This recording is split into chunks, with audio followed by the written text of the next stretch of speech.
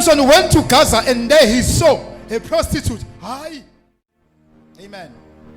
Cha Samson wathathelana nesifebe then thema ehlela endaweni okuthiwa iSenarok wehla endaweni okuthiwa kuphi iseSoreki. eSoreki la wafika wabona khona ke another lento tayibebhadi lokutholana nabantu abaziganga. Amen. Uyabona yena ebhadi uqala esifebeni verse number 1 usehlangana noDelilah verse number 4. Qhubeka funda. Verse number 4. Verse number 4. Kwathi ngasemuva wathanda owesifazane esigodini saseSoreki ogama lakhe lalinguDelilah. Ogama lakhe lalingudi. Verse 5. Amakhosi amaFilisti enyukela kuye athi kuye Miyeke ubone ukuthi amandla akhe amakhulu aphi nokuthi athi menze njani? Miyeke. Yini ukuyenga? Chama. Noma ukuyelele ukuphoqelela. Noma ukumiyenga umuntu. Ya miyenge. Qhubeka. Athi kuye miyenge ubone ukuthi amandla akhe amakhulu aphi nokuthi singamehlula ngani ukuba simbophe simnqobe. Uma kuSamson ehlangana noDelilah khumbula ukuthi amaFilisti ayekade ayisitha sika Samson. Nikhona bazalwane. And amaFilisti ayenephupho lokubamba bophu Samson. But iBhayibheli lithi babengenayo indlela yokuthi bazombamba kanjani. Nikhona bazalwane. Can somebody say amen? Hallelujah. But iBhayibheli ke lithi ngenkathi amaFilisti ebhize cabanga ukuthi singambamba kanjani uSamson, there came a woman. Ngiyawesaba amantombazane. Thiwa kwaqhamuka owesifazane. Uma mbheka uSamson, okay. Yehlisa mzoke ngichaze lo wesifazane. uDelilah bazalwane bami wayemuhle. Amen. Waye uhlobo lomuntu wesifazane lelo kuthiwa ismart data. Nyathela ngabantwana. Enefika. Eqolo. Enefika. Izandleni. Enefika emqaleni. Wayinefika yonke indawo la ongacabanga khona. She was a very beautiful lady eshaya ngeyifaka. Ngoba kuthiwa kuSamson wathi mayembheka wemathenje uDelilah embuka wathi na kanjani umfazi lo. Kanti akazi ukuthi lo muntu umfazi wabo bonke abantu kule ndawo. Amen. Oh Jesus. iBhayibheli lithi amshayele bathandane bajole. But bajola uyamazi ukuthi uSamson unamandla. Hallelujah. Hallelujah. Oh Jesus. Uthoba sasebejola izitha ikaSamson zezwa ukuthi usenentombi eSoreki. Amen. Amen.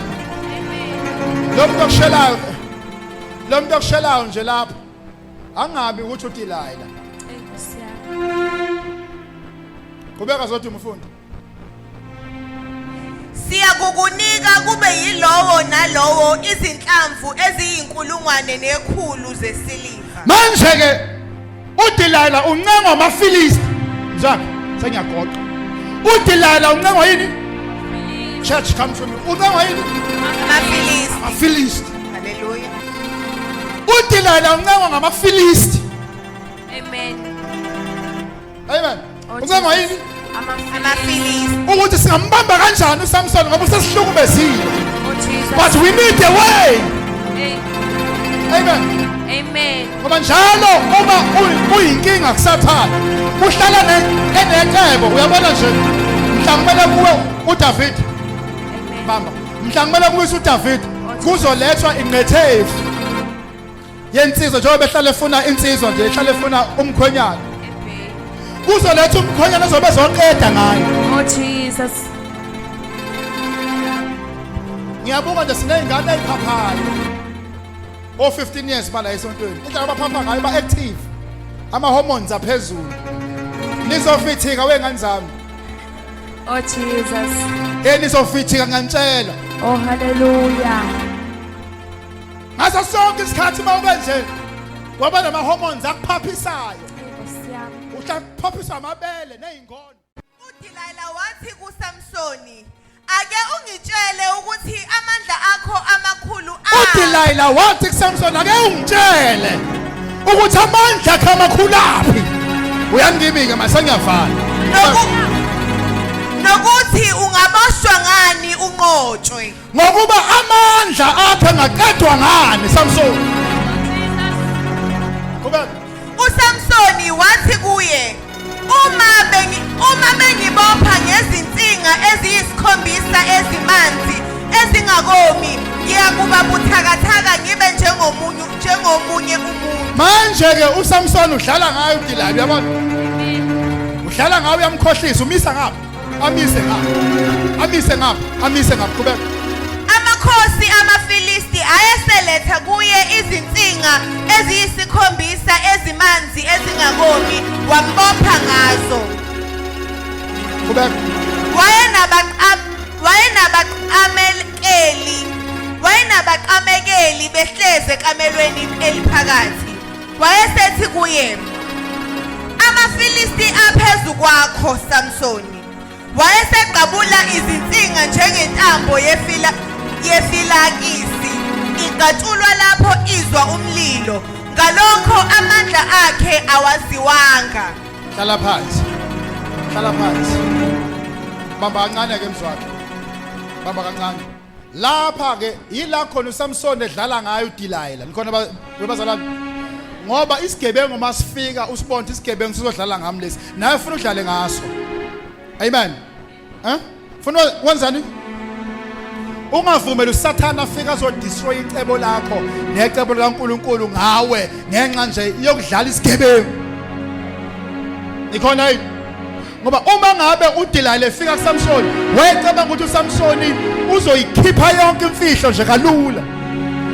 Kodwa lithi iBhayibheli uDelilah waqhubeka emncenga uSamson. Kwanze kwaba kuba uSamson uyathaba. Asazi wezoduma ukuthi uDelilah wagcina semthintephi uSamson.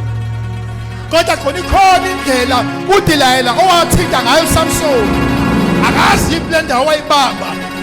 Wayinyakazisa uDelilah wayesethamba uSamson. Ngoba samtshela ukuthi amandla amaseyinweleni. Khona libazalwane. Oh hallelujah. Kanti akazi ukuthi uSamson njengamanje usenza imistake. Amen. Hallelujah. Oh Jesus. Usenza imistake manje.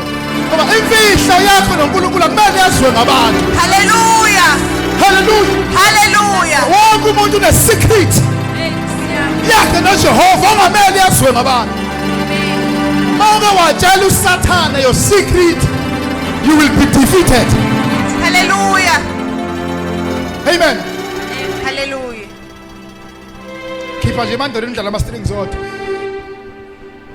Mawuke watshela uSathane, transpose wakho back to positive 4.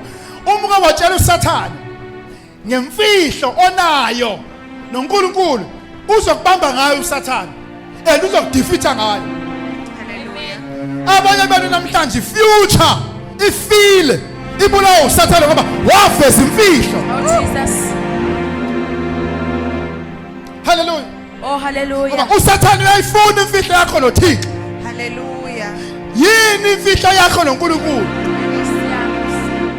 Uma imfihlo yakho noNkulunkulu kuya entabeni makwaziwe nguwe noThixo ukuthi wena uya entabeni. Musu uhamba utshela abantu your secret.